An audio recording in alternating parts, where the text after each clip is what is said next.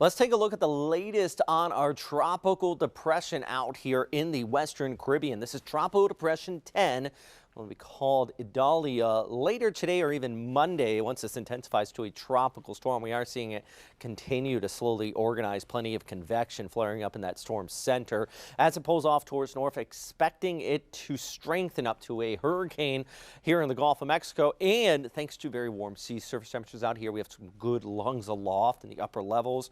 We could even see this get a bit stronger. Still a bit of uncertainty as far as the intensity with the storm's forecast, but I think the track itself is getting nailed down here just a bit. We have this passing trough coming in from the west, kind of hook this and pull it off towards the north. You have a little bit of a high pressure rate in here, kind of funnel it there around the Big Bend area. Some of the models kind of shifting us closer to Panama City, but all that continues to keep the first coast, including Jacksonville, kind of in the right side, the dirty side of this storm system. So take a look at some of the main points today. This is still forming up here, likely going to be moving into the Gulf by Monday with landfall Tuesday night throughout the day on Wednesday here across northern Florida, making that landfall southwest of Lake City out here across the Big Bend area. Let's actually take a look at some of the guidance. Here's Franklin, by the way. I'm going to talk more about that in a second, kicking off those waves for the East Coast.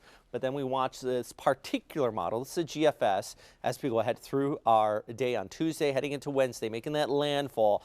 Got all that rough weather out ahead of this. So remember the dirty side. You get those bands coming through, those isolated storms, and some of the outer rain bands could be producing damaging winds, that heavy rainfall, and even that isolated threat of tornadoes. I wouldn't be surprised if we do see something like a tornado watch issued here on Wednesday as this pushes on by, getting some of that worst of the weather. And then by Thursday, you start to see some of those improving conditions in the back side of it. But let's say inland Florida, Lake City, yeah, you're going to see the heaviest of that rainfall Tuesday night throughout the day on Wednesday. As I mentioned, that tornado threat, and even those damaging winds possible upwards of 50 to 60 miles per hour. Take a look at the sea surface temperatures, by the way, too. This is something I mentioned with the intensity of this storm.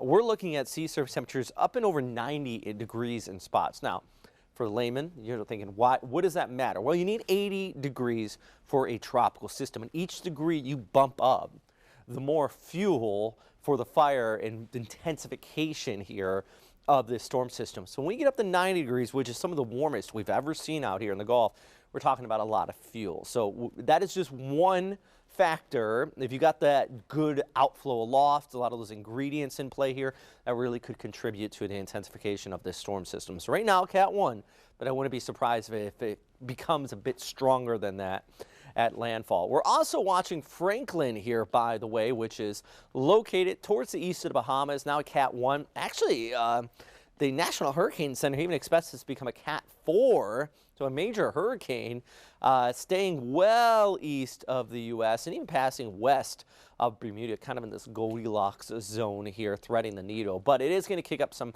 pretty decent waves, so as it moves off towards the north. So watching those rip currents all up and down the East Coast, definitely some dangerous swells coming in off of that as well. Be sure to continue to check back in for new updates. FirstCoastNews.com, our Hurricane Central. We have some great information there. We're talking about an 8 a.m. advisory. Next full advisory is going to be at 11 a.m. when we get an update on that cone and the intensity forecast. For First Coast News, I'm meteorologist Robert.